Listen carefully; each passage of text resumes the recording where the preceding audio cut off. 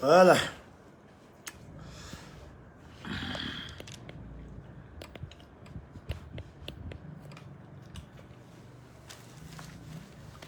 Donc, partagez la guerre. Partagez la guerre. Partagez la guerre. Gloire et victoire. Gloire et victoire. Victoire, gloire, tous femmes. Victoire au Sebaya. Oh, niveau Sebaya, Wasani Kumorota. Allez, Sebaya. Amour et gloire, victoire, tous femmes. Donc, Amesewuya. Taruba, bien.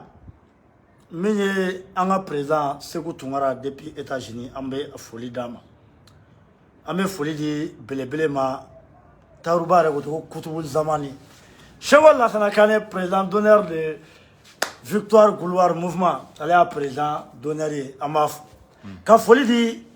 chaque Amara Maula, Mamarou Bouyadra, Amalisou, chaque Kalano ko Bef, ou quoi, Oulika Jola.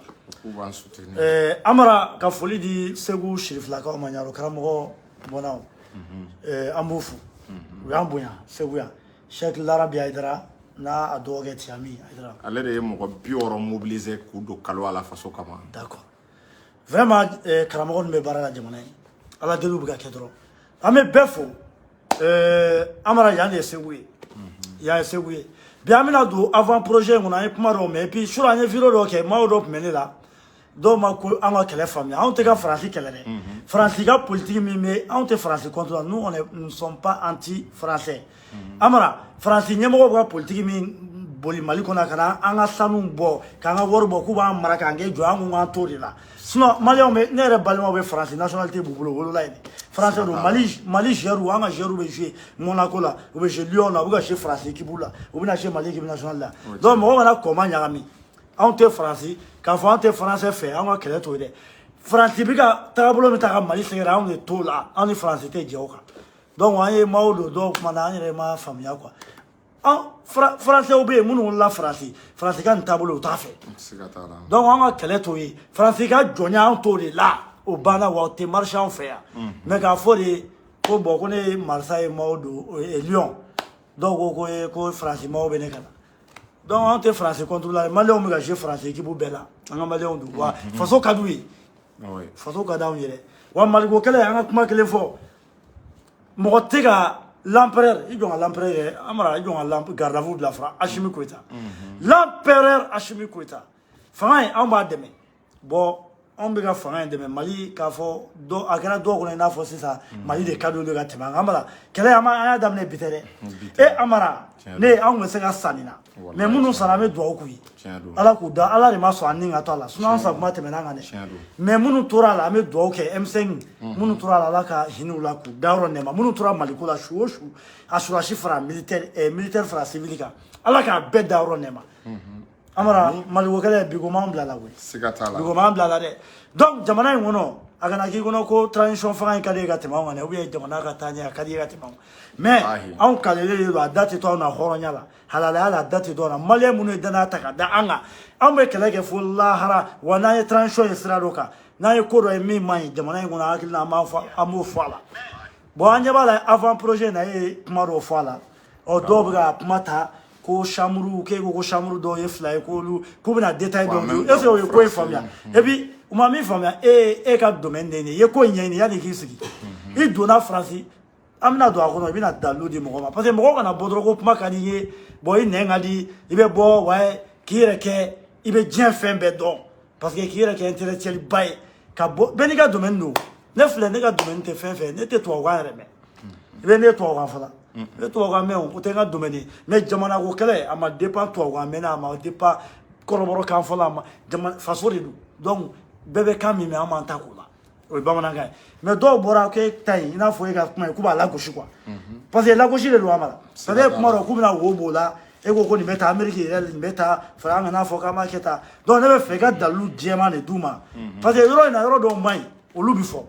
yoro do be o lu man janye o lu before hali mi bi sabo fo te jamana fe ga te mangane agana ke ko no ko mali kali ga te manga yoro do boy ko ngona o lu mai mais munu fene ba yoro do wala lu kayo man mo bala mais yɔrɔ min n'o man ɲi anw b'o fɔ ɔ ni dɔ talen don k'o k'a ka mandiya ɲini dɔw fana tɛ bezi sɔrɔ n'u m'a fɔ k'u bɛ dɔ ta lagosi mais mɔgɔ bɛ jamana ko la i ka hakilina défendre mais kana mɔgɔ dɔ ka kuma ta k'i b'a lagosi anw t'o ko ninnu kɔnɔ quoi donc an mana dalu yira mɔgɔw la i ka faransi i ka chambre i ka bɔ ɲɔgɔn na cour constitutionnelle ni sénat ninnu ni fɛn ninnu f'u k'a faamuya de quoi parce que ani faransi constitution ni mali ta min bɛ ɲɔgɔn ta yɔrɔ min na i k'i da don a la mais foli kɛ fɔlɔ Victoire Gloire k'i kanubagaw ni mɔgɔ ka vidéo ni partage dɛ an mara bɛna ko ninnu an bɛna bara ci sisan ok Damangile ka foli belebele bila i la ka foli bila an lamɛnbaga bɛɛ la an'an kanubaga bɛɛ ka demande fɛ o kelen bɛ k'an ka pages signalé i yɛrɛ ɲɛ b'u la Damangile mais o tɛ an bali k'an t'an da sago fɔ donc mɔgɔ minnu b'an ka vidéo fana partager k'a bila u ka page ka Damangile an kana ɲinɛ an k'u bɛɛ fɔ donc foli fɔlɔ k'a daminɛ an kɔrɔkɛ n'a bɛ yan Tayiruba n'an b'ale yɛrɛ fɛ yen a kɔrɔ bɛ fɔ a ka lutte la a ka cɛsiri la a ka faso kanu kɛlɛ in ma daminɛ bi o mɔgɔ fɛn fɛn sigilen bɛ o si ma kɛlɛ in daminɛ bi ni Tayiruba fɔra Damangile ka i yɛrɛ fɔ Damangile i ni ne an ɲɔgɔn sɔrɔ bilenni cɛla Damangile i ye cɛ ye walahi i ye cɛya walew i y'a yira n na faso kanu kan faso sira kan faso dɛmɛli kan k'ale politologue Seku Tunkara fo le patriote Victoire Gloire ɲɛmaaba ni Mali kɔnɔ bi bɛɛ bɛ k'a ɲini ka don mouvement na a folen don en même temps est ce qu'il y'a faamu Damangile ka amalisiw fo olu minnu y'a yira Cheikh kalandenw ko mouvement Victoire Gloire est ce qu'il y'a faamu k'an bɛ ko o ko kɛ k'olu yɛrɛ b'a ko la sa k'u bɛ tugu an kɔ Damangile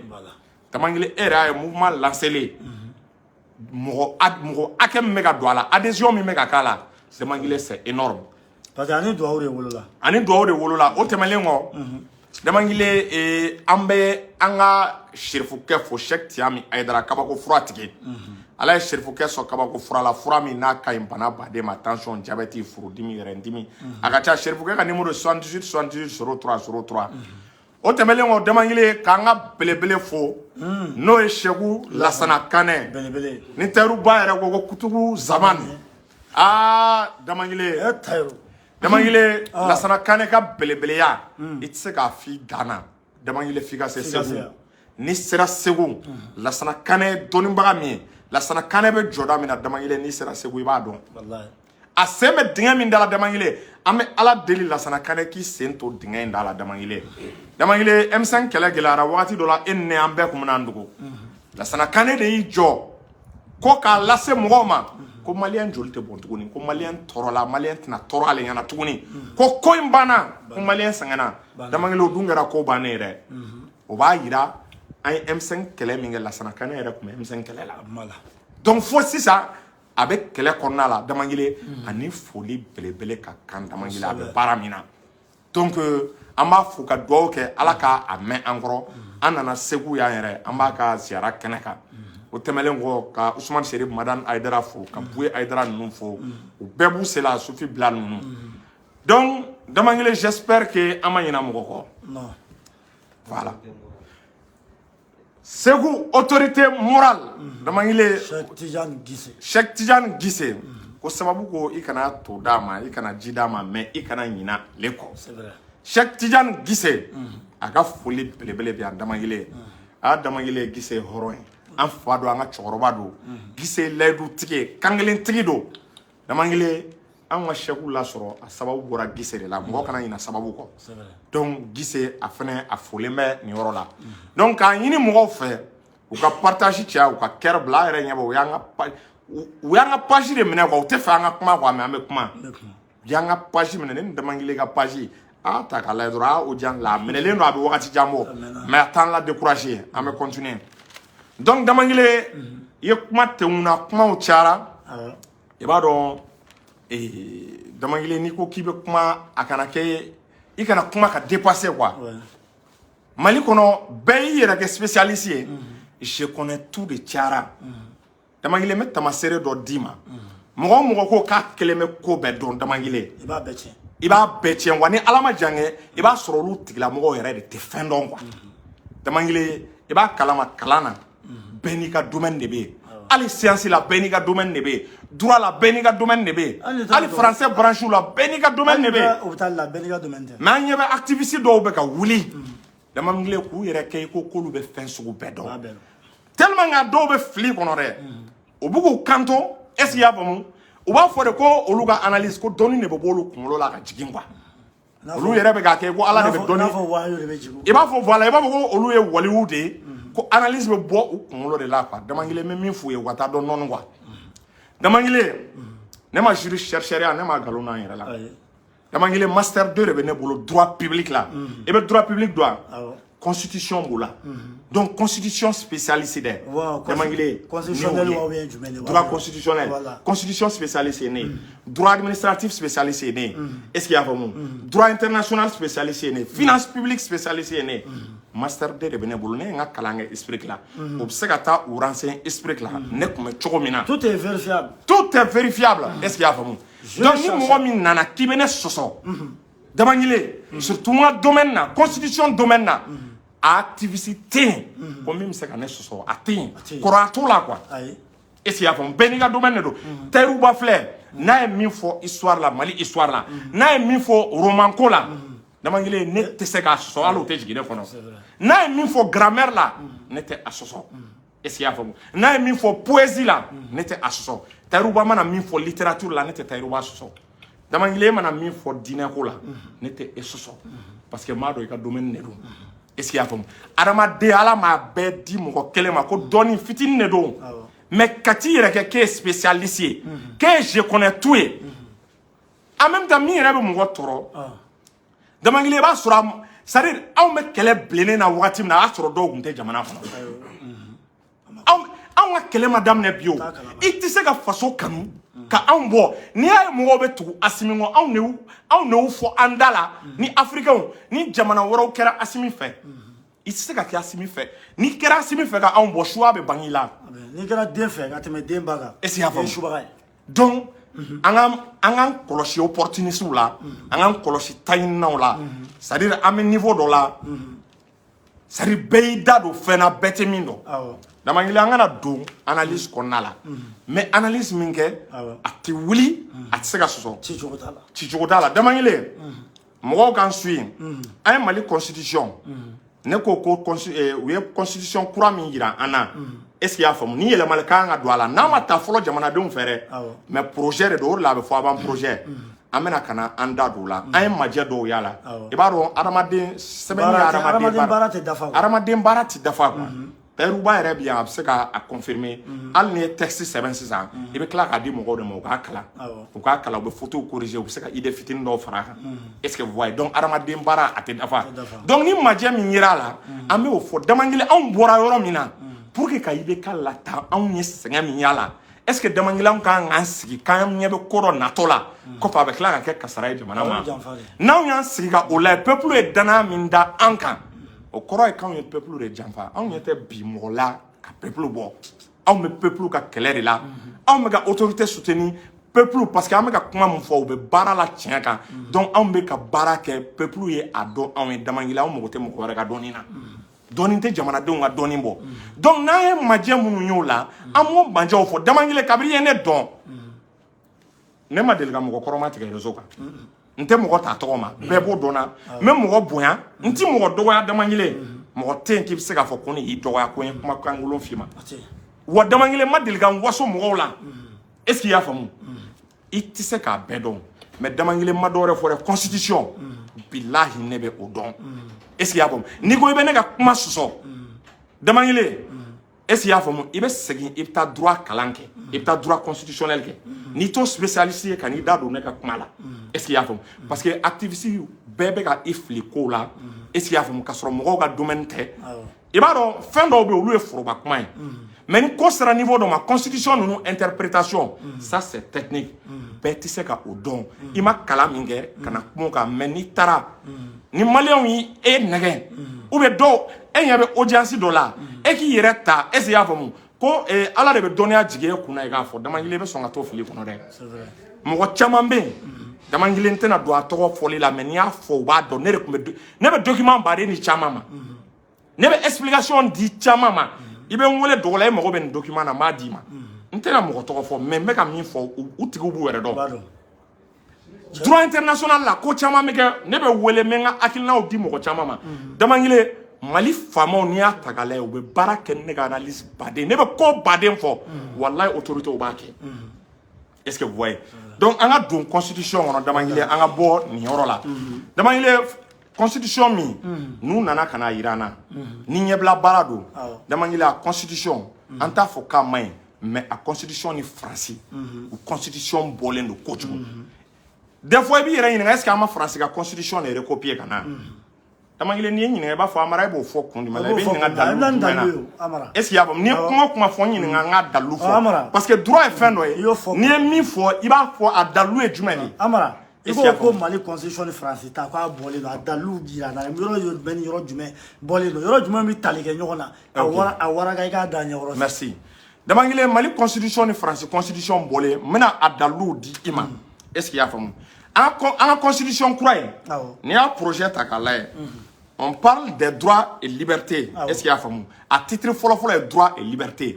i b'a kalama k'a fɔ constitution na o ye européen ka conception de o ye français ka conception de c'est à dire ni jamana bɛ sigi sisan olu bɛ adamaden ka hakɛ olu b'o de bila jamana ɲɛ quoi c'est à dire ko adamaden valeur ka bon ni jamana ye ko n'i y'a mɛn ko jamana adamaden de bɛ yen bon alors que n'i ye Russiw ni Chinois ka conception ta k'a lajɛ i b'a ye k'a fɔ olu b'a fɔ k'a ka jamana fɔlɔ de bila adamadenya ye parce que ko jamana ka bon ni adamadenya ye n'i ye Modibo Keyita ka constitution ta k'a lajɛ i b'a ye a daminɛ o bɛ faso fɔlɔ de bila sanfɛ e m'a ye Modibo Keyita ka temps na faso kanu kun fanga ka bon kojugu mɔgɔw dusukun na parce que Modibo ye fɛn bɛɛ kɛ ko faso de ka bila ɲɛfɛ mais anw nalen Musa Tarawele kɛlen ka coup d'état kɛ u y'o yɛlɛma est-ce qu'il y'a faamu k'a kɛ ka adamadenw ka olu ka hakɛ bila jamanadenw ye ni adamadenw ka hakɛ bila jamanadenw ye Damangile an bɛɛ bɛ to an ka hakɛ ɲini de la an tɛ miiri jamana la e ka hakɛ ne ka hakɛ an bɛɛ bɛ to de la an b'an si kɛ an tɛ bɛn ko la an b'an si kɛ an bɛ fɔ ɲɔgɔn kɔ est-ce qu'il y'a faamu o ye aspect fɔlɔ ye Damangile an ka na min b'a yira tuguni k'an ka projet de constitution ye k'an ni Faransi ka constitution bɔlen n bɛ dalilu baden de d'i ma Damangile i b'a noter est-ce qu'il y'a faamu kelen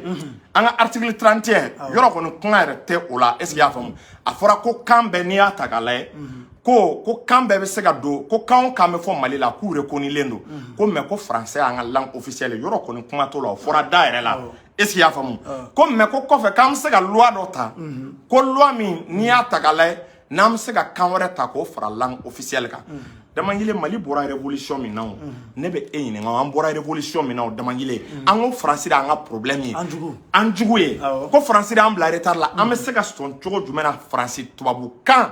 est-ce que a fɔ a ka fɔ ko y'an ka langue officielle ye n k'a bɛ fɔ de ma k'i ba koro sogo la ka naji min mais an ka premier ministre ye min fɔ ko c'est l'art de dribbler soi-même tout en gardant le ballon est-ce que an tɛ k'o yɛrɛ de k'an na k'an yɛrɛ nɛgɛ yan anw bɛ se ka Faransi kɛlɛ cogo di anw bɛ Faransi kɛlɛ o ka kan na cogo jumɛn na o bɛ se ka kɛ yan a ye taa mɛ a ka kan est-ce qu'il y a faamu donc o proposition min an bɛ se ka kan saba kun proposer est-ce qu'il y a faamu a ka fɔ ko les langues officielles a kana fɔ ko langue officielle les langues officielles Damangile Mali kɔnɔ arabukan mɛnna baden bɛ yen an bɛna bamanankan yɛrɛ kana taa n'a ye sira wɛrɛ est-ce qu'il y a faamu bamanankan ta dɔrɔn i y'a faamu bɛɛ mago b'o de la o n bɛ ka exemple di comme o ye kan international n'an bɛ taa kɛnɛbaw kan quoi est-ce qu'il y a faamu arabu bɛ se ka fɔ est-ce qu'il y a faamu anglais bɛ se ka fɔ russe bɛ se ka fɔ chinois bɛ se ka fɔ donc o la an m'an teliya de Damangile est-ce qu'il y a faamu k'an ka école an ka programme scolaire de yɛlɛma Damangile an ka programme scolaire wula ni fɛn tɛ yan est-ce que vous voyez ni 12 heures don an ka heure wɔɔrɔ n'an y'o kɛ par exemple français kalanni na ou bien chinois kalanni na an ka heure wɔɔrɔ kɛ bamanankan na an bɛ programme modifié de ka programme accéléré pour que an ka bamanankan an ka se ka commencer ka baara k'a la sɛbɛnniw ka k'a la a kalanni ka daminɛ ka professeur formel daminɛ pour que au moins au minimum d'ici san 5 Damangile an ka kalan kɛ an ka kan na mais o tanni kɔnɔ yanni an ka kalan n'an ka fɛn bɛɛ kɛ an ka tan na o san 5 kɔnɔna la donc an bɛ langue bɛɛ utiliser Damangile fo français fo tubabukan fo faransi ka dɔ k'an b'an sɛbɛ de la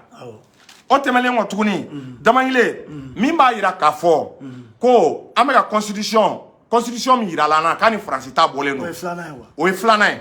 Damangile an ka constitution kura in a article 37 mɔgɔw k'a noter a article 37 a article 38 n'a bɛ ka kuma la souveraineté de l'État u ka taa Faransi u ka Faransi constitution ta a article 3 u k'a lajɛ a bɛɛ ye kelen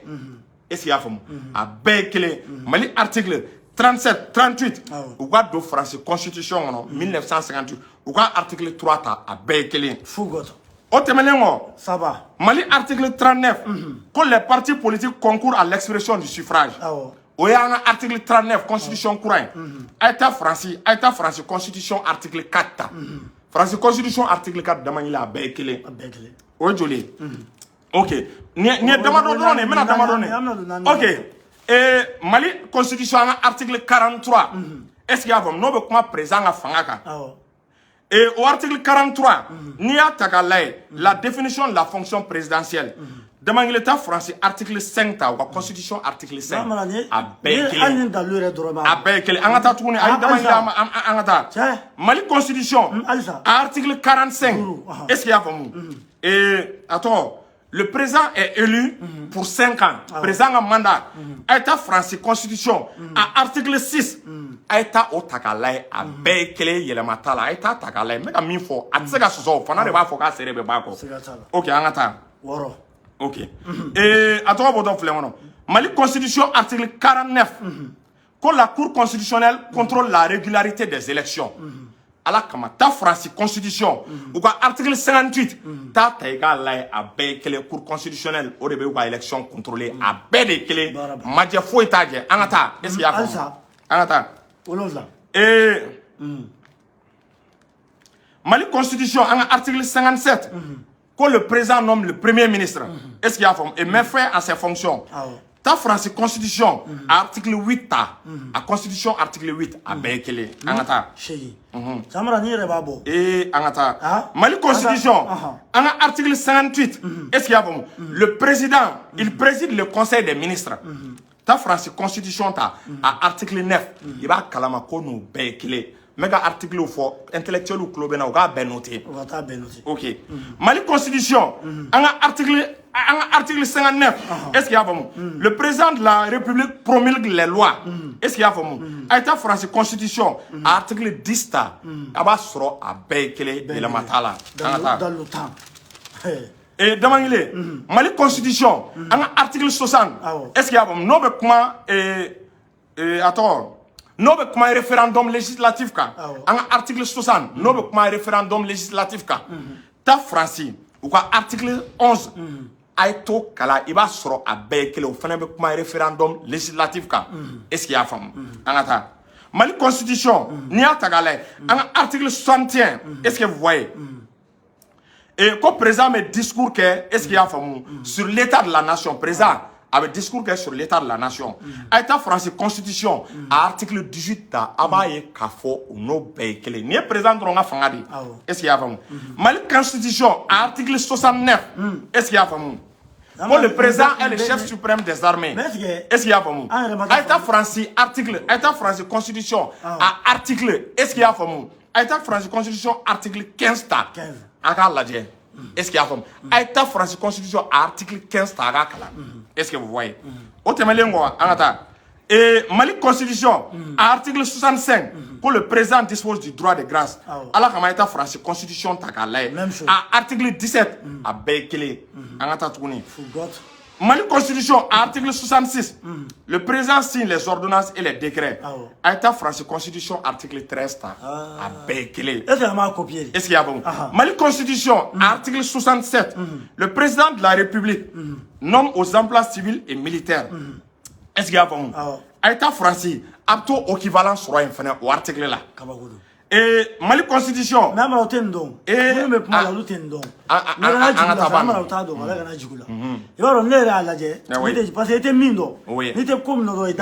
OK et en constitution courant ni atagala tourni article 69 les pouvoirs exceptionnels du président les pouvoirs exceptionnels du président ta français article 16 de la constitution tagala il va être kafo à bekele à paix est-ce que vous voyez donc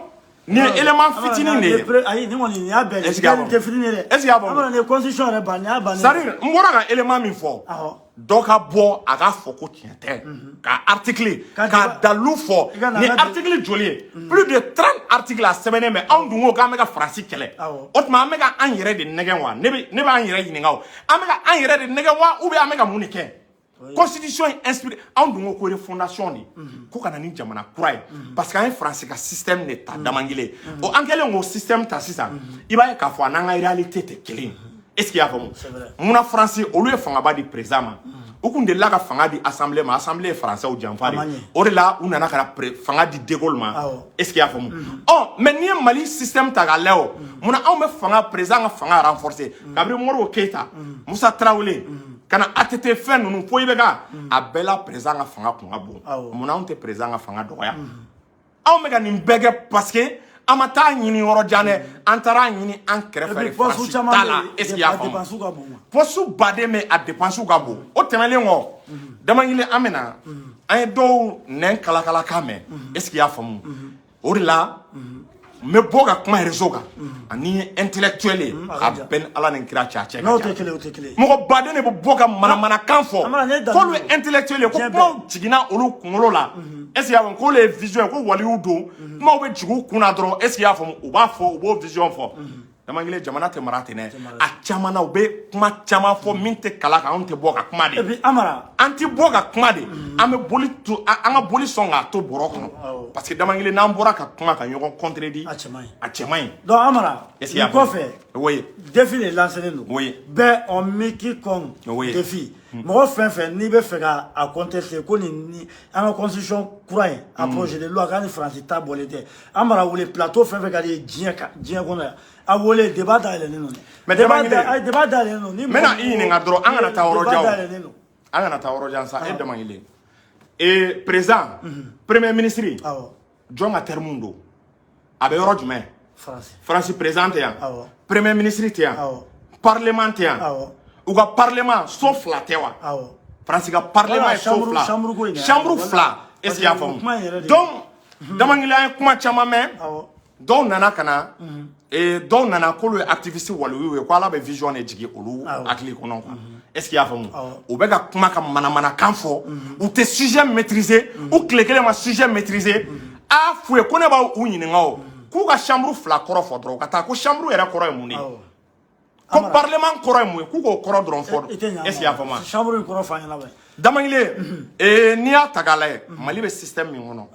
abe fo amare ko système unitaire kanga état unitaire de état unitaire ni unitaire mais yoro il y a le mot unité c'est-à-dire au koroye fanga be bo barajuru kelen la fanga be bo sira kelen la ni fanga bora kuluba sang Mali fanga nyemoko ba o be kuluba de ni kuluba décision min bla kana sang il va y décision gouvernement pour appliquer est-ce qu'il y a bon gouvernement pour appliquer gouvernement pour décision blagata dugumala la gouvernement a représentant yoro jumay est-ce qu'il y a bon oye est-ce qu'il y a bon gouverneur aux décisions mais c'est gouverneur ma gouverneur fene pour appliquer est-ce qu'il y a bon état unitaire là état sur ni atakale et atoko et présent est killing est-ce qu'il y a bon constitution est killing ayi ni la mega droit cour de guerre constitution est killing est-ce qu'il y a bon et atoko boto flongo loi est killing loi killing est-ce qu'il y a bon ni atakale système judiciaire est killing Mali là obete obi atete avec appareil killing mais ni état fédéral takale est-ce qu'il y a bon état fédéral là ni atakale constitution mi flade constitution belebelebe mi be bes en fait mais ta sur état fédéral là entité fédéraux olu be wole ko jamana fitinu o jamana fitini kelon kele damangile ba soro a bena ka constitution do agoma Amérique be chogomina Amérique ta constitution ba be no constitution fédérale est-ce qu'il y a bon constitution fitinu me noye ba état ouye on bon on be ke sababuye damangile ni a e chambre flabe ke yoro la est-ce qu'il y a famu état fédéral chambre allez ni état unitaire chambre ti kelen parce que donc nana kanu kanto ou te adon ko non ko chambre be États-Unis ko chambre be Russie ou te anyedon ko chambre fla be États-Unis ko chambre fla be Russie chambre fla be Brésil mais état uningal gaw est-ce que oluga système nan ta kelen Brésil États-Unis est-ce qu'il y a famu Allemagne ne flemme ka dugu bade ne cité parce que mado Brésil États-Unis Allemagne Nigeria nous ni atakale olu e fédération ni ni kera fédération endro d'office jagoya fika chambre fla de créer est-ce qu'il y a famu parce que chambre kele o bɛ jamana représenter chambre filanan est-ce qu'il y a faamu o bɛ jamana denni minnu bɛ fédération kɔnɔ o bɛ olu représenter donc diyagoya o chambre fila ye état unitaire ani état fédéral olu yɛrɛ différence est-ce que i b'a dɔn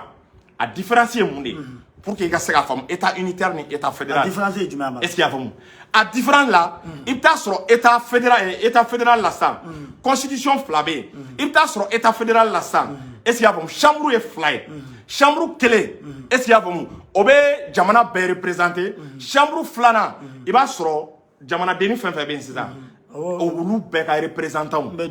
olu bɛ don kɔnɔna la est-ce qu'il y a faamu en même temps i bɛ taa jamanaw sɔrɔ k'a lajɛ jamanadenni fɛn fɛn bɛ damakile i bɛ taa sɔrɔ u ka sariyaw bɛ yen u dan ma min ni constitution ba yɛrɛ tɛ kelen ye i bɛ taa sɔrɔ Amérique n'i taara Texas i b'a sɔrɔ loi est-ce qu'il y a faamu o loi ni New York tɛ kelen ye i bɛ taa sɔrɔ Amérique dugu dɔ la peine de mort bɛ yɔrɔ dɔ la o tɛ yɔrɔ dɔ la parce que autonomie de dilen bɛ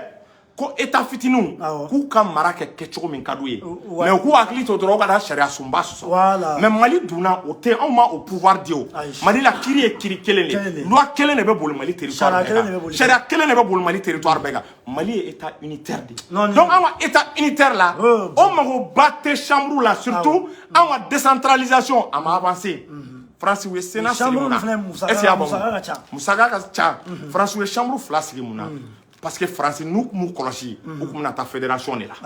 parce que u ye fanga baden di u ka collectivité ma n bɛna fɛn dɔ f'i ye Damakile état fédéral la yɔrɔ a bɛ fɔ jamanadenw ma entité fédérée o équivalent état unitaire la a bɛ fɔ olu ma de ko les collectivités territoriales ko collectivité territoriale jurist i ye nin mɛn activiste jɔn de da ne filɛ ka nin terme technique min fɔ e ye nin mɛn jɔn da yanni i ka kumaba fɔ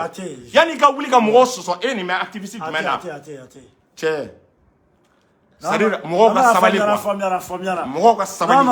est-ce qu'il y a faamu parce que an ye dɔw ka vidéo mɛn u bɛ manamanakan fɔw la est-ce qu'il y a faamu u bɛ ka manam donc Mali an mago tɛ chambre fila la bi an bɛ wagati min na Damakile parce que n'i ye chambre fila ta k'a lajɛ a donni ka girin an ma a musaka ka girin an ma Damakile Mali décentralisation yɛrɛ ma réussi a fɔ diɲɛ yɔrɔ bɛɛ tɛ malo Mali décentralisation na mun de kɛra c'est-à-dire décentralisation et transfert de compétences ani transfert de moyens mais Mali la an fangaw conféré maire ma ka fangaw conféré gouverneur ma mais à moyen tɛ à moyen financier o tɛ Mali décentralisation échouera non seulement on va se ka baara kɛ décentralisation na mais on bɛ tila k'an bɛ taa chambre filanan créer kun jumɛn na an bɛna o min créer o wari o an t'o don o ka collectivité ninnu o ka région ninnu o ka commune ninnu développer yan maire caman n'i y'a ta k'a la o bɛ ka problème sɔrɔ mun na dugukolo ko la parce que wari ɲɛnama de tɛ yen musaka état ma musaka ɲɛnama de di maire ma o de la i b'a ye caman bɛ dugukolo o bɛ dugukolo ko problème sɔrɔ wari sɔrɔ sira tɛ yen u ka sɔrɔ de ka dɔgɔ est-ce qu'il y a faamu ne filɛ ka nin terme technique min fɔ min bɔra k'a bɛ ne jaabi est-ce que i ye nin kuma mɛn a da a b'a yɛrɛ dɔn mɔgɔ ye ko in faamuya est-ce qu'il y a faamu wa Amara cɛ na ni dalilu ye i b'a dɔn ko in ye dalilu de quoi k'i sigi ka kuma o tɛ mais e nani e yɛrɛ i tilala ko bɛɛ la quoi wallahi est-ce qu'il y a faamu ko in faamuya taa Russie la ye chambre fila bɛ Russie parce que Russie n'i y'a ta k'a lajɛ u ka chambre fila est-ce qu'il y a faamu u ka chambre dɔ bɛ yen o tɔgɔ ko Duma est-ce qu'il y a faamu u ka chambre dɔ bɛ yen o tɔgɔ ko Duma u ka chambre dɔ bɛ yen o bɛ les représentants des régions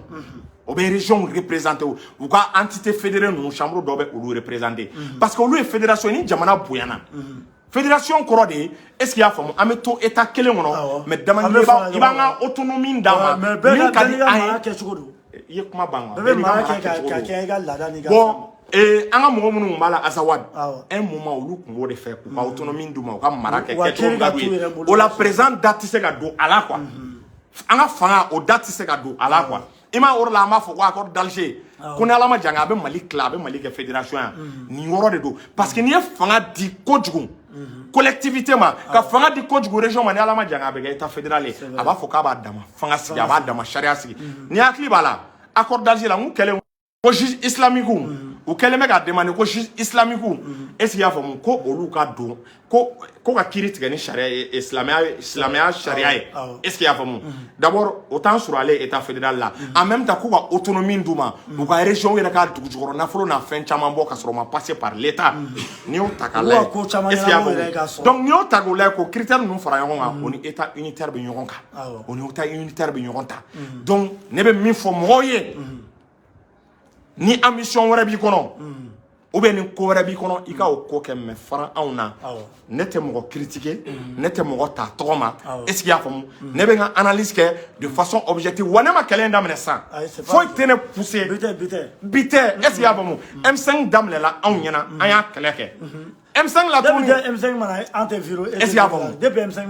M5 mana M5 n'i y'a ta k'a lajɛ siɲɛ fɔlɔ la ani Sirasiw fɔlen ɲɔgɔn kɔ dama kelen ne tora n ka position na Sirasiw nalen an n'u jɛra an ye baara kɛ toujours ne bɛ n ka position na ne tile kelen ne ma yɛlɛma o est-ce qu'il y a faamu ni faso kanu tɛ dama kelen mun bɛ ne bila an bɛ bɔ ka kuma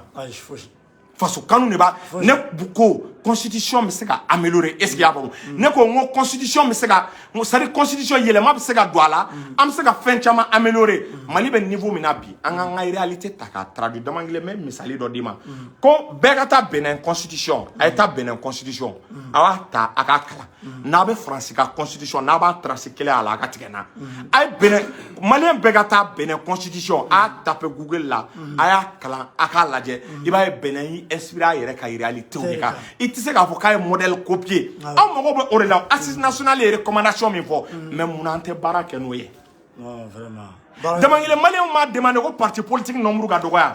aw munna parti politique nombre tɛ dɔgɔya parti politique bɛ système min na Mali kɔnɔ sisan est-ce qu'il y a faamu ni constitution in na ta France constitution ta k'a lajɛ parti politique b'o système de la multipartisme de ye Mali ci o de ye Mali ci multipartisme dama kelen ni parti 200 idéologie 200 ko jamana ka to kun kelen na kelen akilina kelen miirina kelen i b'a ye a bɛ déficit yɛrɛ sɔrɔ Russie parti man ca est-ce qu'il y a faamu a tɔgɔ États-Unis parti man ca est-ce qu'il y a faamu Chine parti man ca parti kelen est-ce que a y'olu bali ka développer yan pays arabu la i bɛ parti ko kuma mais est-ce que a ye arabu bali ka développer yan o tubabuw bɛ fɛ n'u bɛ fɛ k'i ka jamana ci u tɛ fɛ e ka jamana a k'a yɛrɛ sɔrɔ e ka jamana contrôle ka to u bolo est-ce qu'il y a faamu a tɔgɔ bɔtɔ filɛ kɔnɔ e ka jamana contrôle ka t'u bolo n ko de la u bɛna k'i ka multipartisme kɛ est-ce qu'il y a faamu k'i ka parti caya e ni problème jamana o jamana ye parti caya a bɛɛ ni problème de bɛ ɲɔgɔn na n bɛ jamana caman cité ye dama kelen Faransi yɛrɛ la ye tuma bɛɛ i b'a mɛn ko majorité opposition ko nin bɛ parti au pouvoir la a bɔra a taara ka parti créer nin bɛ majorité kɔrɔ la o yɛlɛmana majorité kura fɛ nin ye gauche de droite ye i b'a tendance n'a courant bɛɛ mɛn Faransi Sénégal fana ta i k'a lajɛ tuma bɛɛ n'i m'a mɛn Macky Sall ninnu u ni Ousmane Sonko y'a daminɛ u farala ɲɔgɔn na Abdoulaye Wade u n'o y'a daminɛ u n'o farala ɲɔgɔn na ta Burkina i b'a sɔrɔ problème kelen bɛ yen i b'a sɔrɔ dɔw donna parti dɔ la u ye ɲɔgɔn bila u ni Blaise tun bɛ ɲɔgɔn bolo u ye ɲɔgɔn bila Mali fana la dɔw bɛ don parti Faransi ka système de ye nin ye a bɛ jamana o jamana la i tɛ lafiya i tɛ basigi a jamana de bɛ ci cɛ dama kelen mɔgɔ kuma fɛnɛ i bɛ min dɔn sa est-ce qu'il y a faamu nin kuma ye n bɛ fɛ min f'i ɲɛna walahi bɛɛ Malien bɛɛ k'o faamu dalilu bɛ yan vraiment ni an wasara quoi Amara ye min fɔ bɛɛ wasara an kana nin kuma caya kɔrɔfɔ laban di ko tɔ bɛ yen n'an m'an sigi ka mɔgɔw la ni min bɔra ni bɛ dalilu wɛrɛ kɔrɔfɔ laban dama kelen anw bɛ bɔ an b'an ka hakilina de fɔ anw tɛ fanga jugu ye wa an tɛ suraka ka jugu ye anw ye mouvement ni min ma yɔrɔ faamu i bɛ se k'i wele n'i ma yɔrɔ faamu i bɛ se ka ne wele est-ce qu'il y a faamu voilà voilà i ma an balima dɔ fɔ ko Deschamps ko est un système de la création de Lazawadi n ye an balimakɛ bɔra k'a fɔ c'est à dire ala cɛ ka chambre filanan créer pour faire plaisir à la SEMA dama kelen k'an ka sigi k'o lajɛ n'an bɔra ko in anw kɔni ta dama kelen anw ye fanga in dɛmɛ anw tɛ bɔ ka fanga kɛlɛ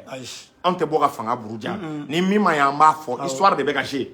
donc n'u ma yɛlɛma don a la an ma kuma bila kɛ anw ka nin vidéo bɛ yen mais sini ma sini o est-ce que mɔgɔ bɛ se ka n'anw accuser dans 10 ans ni problème wulila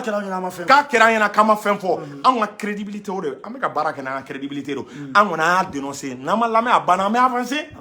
an bɛ avancer an y'a dénoncer an se o de ye anw tɛ bɔ mɔgɔ t'a ye dama kelen da fila t'a ye k'anw ni Asimi ninnu fɔra ɲɔgɔn kɔ o tɛ kɛ o tɛ kɛ ni Ala sɔnna n'a f'u ye n'u ma mɛn an bɛ avancer jamana la yɔrɔ minnu kan an b'olu partis ta an bɛ taa est-ce qu'il y a faamu voilà donc Amara an b'i fo Jules Chercheur an b'i fo vraiment ni explication in diyara n ye ka ko walawala mɔgɔw ye parce que jamana in kɔnɔ kunfin ka ca mais ni ko ma walawala ni dɔ nan'i sigi mɔgɔw hakili kan ni kuma dɔ ye dɔrɔn mɔgɔw b'a ta mais dalilu a bɛɛ fɔlen filɛ a n'a dalilu vidéo ye ni min a bɛɛ fɔlen filɛ nin donc vraiment an b'i fo kuma caman tɛ nin an bɛ bi ta in bila merci Amara merci